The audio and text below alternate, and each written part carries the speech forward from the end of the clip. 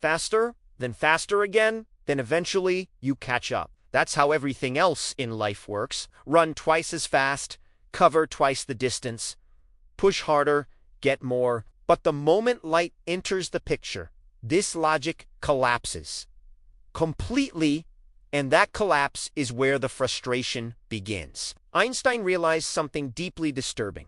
Light doesn't care how fast you're moving. Whether you're standing still, chasing it, or fleeing from it at absurd speed, light shows up behaving exactly the same speed.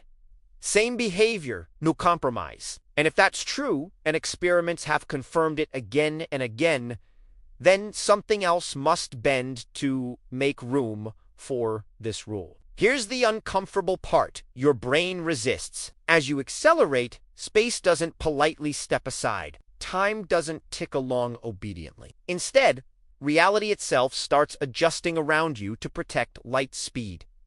Your clocks slow down. Distances shrink. Cause and effect stretch in strange ways. The universe quietly rewrites the rules so that, no matter how hard you try, light always stays just out of reach. And the closer you get, the worse it becomes. Each tiny increase in speed demands a disproportionate sacrifice. More energy, more distortion, more reality bending against you. It's like running toward a finish line that retreats faster the closer you approach it, not because you're weak, but because the finish line was never meant to be crossed. This is where frustration turns philosophical. Because if speed has a ceiling baked into reality, then motion itself isn't what you thought it was. And the reason you can never reach the speed of light has less to do with speed, and more to do with what the universe is protecting from breaking. If you're feeling that frustration right now, I want you to pause for 1 second and really notice what just happened in your mind. Your intuition tried to grab the problem like it's a normal race, and the universe kept slipping away. That's exactly why this topic matters. Because the speed of light isn't just a number, it's a boundary that exposes how time, space, and reality actually work underneath your everyday experience. So here's what I want from you before we go deeper. Tell me in the comments what your intuition believed before this video. Did you assume you could eventually reach light speed with enough acceleration? Or did you already suspect something was fundamentally different about light? Write a quick line like, "I thought speed just stacks," or "light is the universe's limit." I read those, and they help me tailor the next videos to what people are genuinely struggling with. And if you want the next part to hit even harder, make sure you're actually following the logic, not just the vibe. Because in a moment, we're going to reveal the trap your brain keeps falling into. The way you add speeds in your head is not how the universe adds them. That single mistake is why people stay confused about relativity for years. If this is already bending your sense of reality, hit like so more curious minds find it, and subscribe, because this channel is basically a controlled demolition of common sense using Einstein's ideas without drowning you in math. And trust me, the next twist is the one that makes people genuinely angry, because it proves you can keep accelerating forever and still never catch the light. Here's the rule that quietly destroys your intuition, even if you don't realize it yet. No matter how fast you move, light never changes its speed relative to you. Not a little. Not approximately. Exactly. And the truly disturbing part is that the universe treats this rule as non-negotiable. Your brain expects speeds to stack. If you're moving toward a beam of light and turn on a flashlight, common sense screams that the light should go faster relative to you.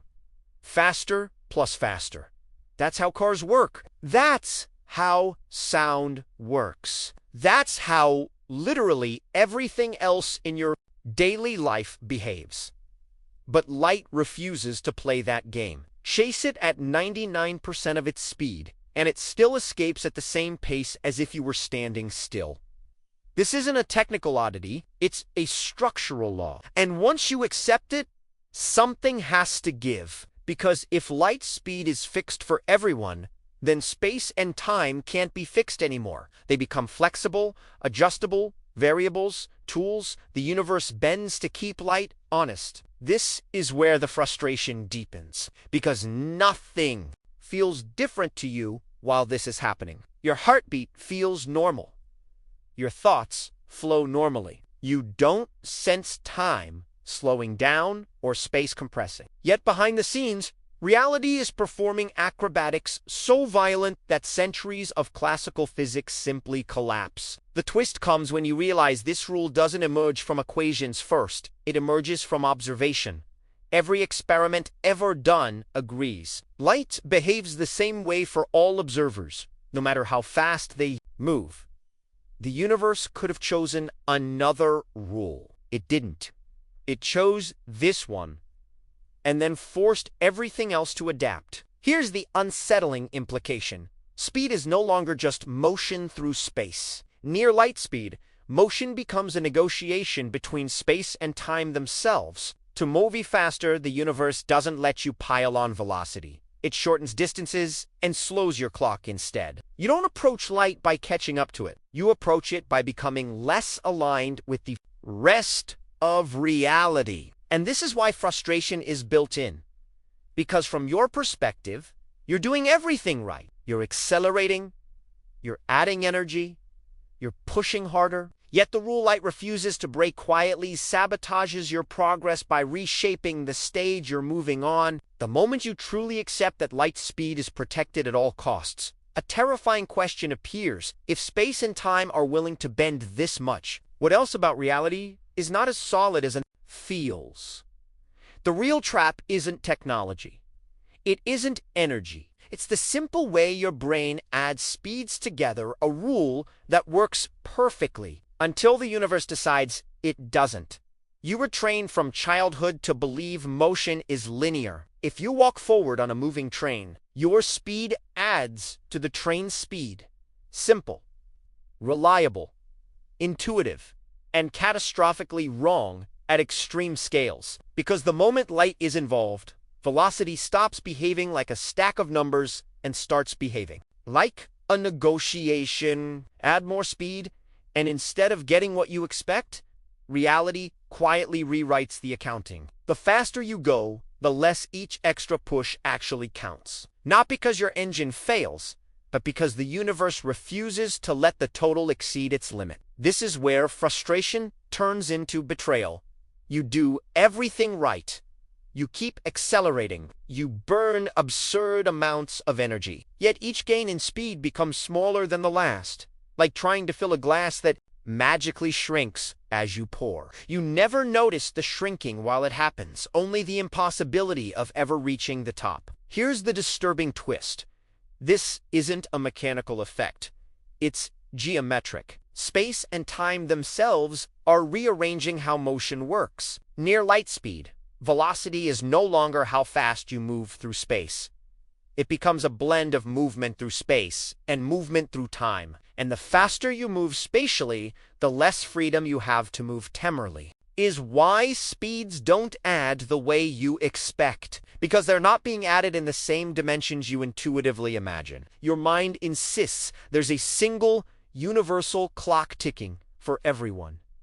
A shared now that keeps everything aligned, but Einstein showed that this belief is quietly sabotaging your understanding from the very start. Once you abandon the idea of absolute time, the frustration suddenly makes sense. You're not failing to reach light speed. You're approaching a boundary where the very definition of motion collapses. Pushing harder doesn't move you closer. It forces time to distort more aggressively instead. And this leads to a deeply uncomfortable realization. The speed of light isn't a wall you hit. It's a direction you asymptotically chase, one that costs you time itself the closer you get. Which raises a question most people avoid. If time is being traded away as you accelerate, what happens when there's almost none left to trade? Here's the part that feels almost personal. The closer you get to light speed, the obstacle isn't space in front of you, it's your own time. Because the universe doesn't stop you with a wall. It stops you with a trade, a brutal, invisible exchange. More speed means less time. Your intuition keeps imagining acceleration as something you do in time, like time is a neutral background that always flows the same. But near light speed, time isn't neutral. It's the currency you spend, and the price rises so fast that what felt like just go faster becomes watch your reality warp. From the outside, observers see your clock slow down. That's the famous time dilation. But don't let the name make it sound tame. This isn't a small glitch. It's the universe, protecting the speed of light by forcing your experience of time to stretch. And here's the twist that makes people genuinely uncomfortable. It doesn't feel like time slows for you. You still feel normal. You still think normal. Your heartbeat doesn't drag like syrup.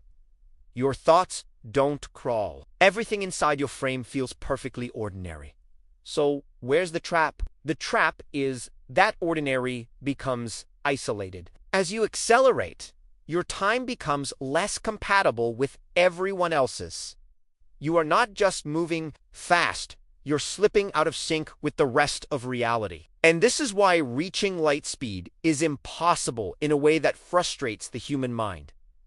You can't use time to catch light if time itself is what collapses under the chase. Every extra push toward light speed doesn't primarily increase your speed, it increases the distortion. It slows your clock relative to the outside, making the universe effectively stretch the journey so light remains unreachable. Here's a way to feel it without equations. Imagine your life as a movie timeline. You think you can fast forward the movie by accelerating, rushing toward the end. But as you press the fast forward button harder, the movie doesn't speed up. It expands. New frames appear.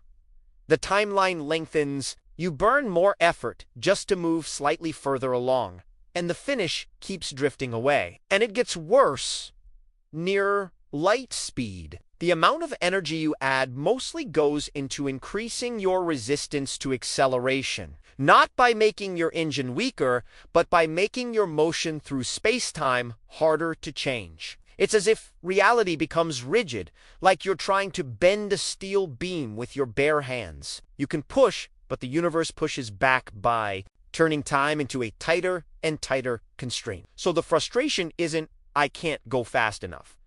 It's the closer I get, the less time behaves like a tool. And once time stops being a tool, chasing light becomes like chasing the horizon. You can move toward it forever and still never arrive. Which brings us to the next gut punch. If your clock is slowing and time is becoming your enemy, why does the energy requirement explode so violently that it effectively becomes infinite? Here's where the universe stops being subtle and starts being openly cruel. As you approach the speed of light, the energy required to keep accelerating doesn't just increase, it diverges. It shoots upward in a way your intuition finds offensive. You add more fuel, and the payoff shrinks. Ad divan mori, and the payoff almost vanishes. Eventually, you're burning unimaginable energy just to gain a microscopic fraction of speed. This isn't because matter's getting tired. It's because mass and energy are no longer separate things in this regime. Einstein showed they're the same substance wearing different masks. And as you accelerate, the energy you pour in doesn't translate cleanly into motion anymore. It deepens your inertia. Reality starts treating you as harder and harder to push. Think about how frustrating that is. Conceptually, you're doing everything right. There's no friction, no mechanical failure. Yet acceleration itself becomes resistant, like trying to shove an object that grows heavier the harder you push it. Not heavier in the everyday sense, heavier in its relationship with space. This is where the phrase infinite energy enters the conversation, and people instinctively recoil. It sounds like a technicality. It's not. It's a signal. A warning light flashing that you're trying to do something reality does not allow. To reach the speed of light, your kinetic energy would have to become infinite. Not because infinity is a big number, but because there is no finite amount that satisfies the conditions. And here's the twist that makes it emotionally frustrating. From your perspective, you never feel yourself becoming infinitely energetic. You don't feel heavier. You don't feel the resistance building. The universe hides the cost in the structure of space-time itself. The payment happens behind the scenes in equations and geometry, while your subjective experience stays calm and misleading. This is why people often think, okay, but practically, impossible isn't theoretically impossible.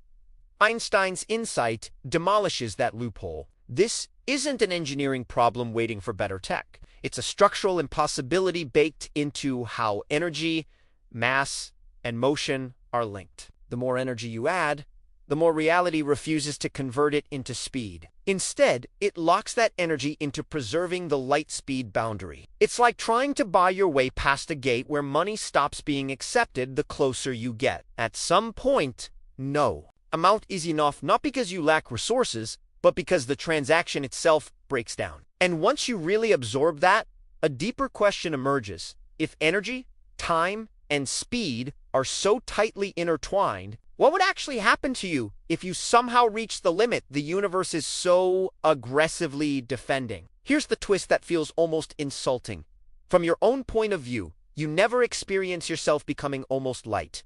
You don't feel stretched. You don't feel slowed. You don't feel crushed by infinite energy. Subjectively, everything seems fine. In fact, it feels like you're winning. As you accelerate closer and closer to light speed, your internal clock keeps ticking normally. Your thoughts remain sharp. Your heartbeat stays steady. There is no internal alarm screaming that reality is breaking. And this is where the paradox becomes psychologically dangerous, because it tricks you into believing the limit isn't real. From your perspective, the universe in front of you looks compressed. Distances in the direction of motion shrink. The journey appears shorter. Time outside seems irrelevant. So it feels like you should be able to keep going, keep accelerating, keep closing the gap. The finish line seems closer than ever. But this feeling is exactly the trap. Because while you feel normal, the outside universe is watching something very different. To them, your clock is slowing dramatically. Your motion is asymptotically freezing. Each additional burst of energy buys you less and less progress. You're not racing toward light. You're approaching a state where change itself becomes harder to register. This split in perspectives is not an illusion. It's the core of relativity. There is no single privileged viewpoint that gets to decide what's really happening. Both experiences are valid, and that's what makes the frustration so deep. Reality allows you to feel like you're succeeding while simultaneously guaranteeing you never arrive. Here's the disturbing insight most people miss. The reason light is unreachable isn't just because of energy or time. It's because reaching light speed would require your frame of reference to stop having time entirely. For a photon, no time passes, no clock ticks, no aging occurs. And if you were to reach that state, your experience would cease to be experience at all. So the universe doesn't block you at the finish line. It dissolves the finish line by making it incompatible with having a perspective. You can get arbitrarily close, but the closer you get, the less meaning arrival has. This is why chasing light feels like progress right up until the moment you realize the goal is set. You're not being prevented from winning. The definition of winning is being dismantled as you approach it. Now we reach the truth that makes the whole thing feel less like a technical rule and more like a philosophical prison. The speed of light isn't merely a speed limit. It's the boundary that protects cause and effect. It's the guardrail that keeps reality from collapsing into contradictions. Because the moment you allow anything with mass to reach light speed, you don't just go very fast. You break the structure that keeps events ordered. You create a world where messages can outrun time itself. And once messages can outrun time, the universe becomes a place where consequences can arrive before choices. That sounds dramatic, but it's the simplest way to say it. Faster than light motion isn't just faster travel. It's backward time in disguise, not in a sci-fi, hand-wavy way, in the precise, unavoidable way relativity links space and time into one fabric. If you could cross that boundary, different observers would disagree not only about how fast you're moving, but about the order of events. The same chain of cause and effect could be seen as reversed. And that is where reality panics. Imagine you send a signal to your past self. Don't send this message. If you succeed, the message never gets sent. If the message never gets sent, you never receive it. So you send it anyway. You've built a logical loop with no consistent outcome. Not a paradox you solve with cleverness, a paradox that makes reality mathematically inconsistent. So the universe enforces the limit, not as a punishment, but as a coherence requirement. It's as if the cosmos is saying, you are allowed to bend time. You are allowed to stretch space. You are allowed to distort simultaneity, but you are not allowed to destroy the order that makes a story possible. And this reframes everything you felt earlier. The frustration isn't arbitrary. The asymptotic barrier isn't just an inconvenience. It's the universe protecting the concept of before and after, protecting the idea that a cause can reliably precede its effect, protecting the possibility that reality can be narrated without contradictions, which leads to the final unsettling implication. If the speed of light is a safeguard for causality, then what we call physical law might not be about matter at all. It might be about preserving logical consistency, like the universe is less a machine and more a self-consistent rulebook. So when you ask, why can you never reach the speed of light? The frustrating answer is this: because reaching it would require the universe to allow a kind of reality where your actions can erase their own origins. And whatever reality is, it seems built to prevent that if you made it to the end. You're not just watching physics, you're confronting the uncomfortable idea that reality has boundaries, not because of technology, but because of logic. So if this video genuinely frustrated your intuition in the best way, subscribe right now, because this channel is all about using Einstein to dismantle the assumptions your brain treats as obvious. And I want to hear from you. Comment causality is the cage if the speed of light now feels like a safeguard for cause and effect. Not just a number or comment, the goal disappears. If the paradox that you can approach light forever but never arrive is what messed with your head the most, I'll pin one of the best comments and use it as the seed for the next episode. Like if you want more videos that explain mind-bending ideas without drowning you in math, and then watch the next video that's appearing on your screen right now, because if you thought the speed of light was frustrating, wait until you see what Einstein's universe does to the idea of a single universal now.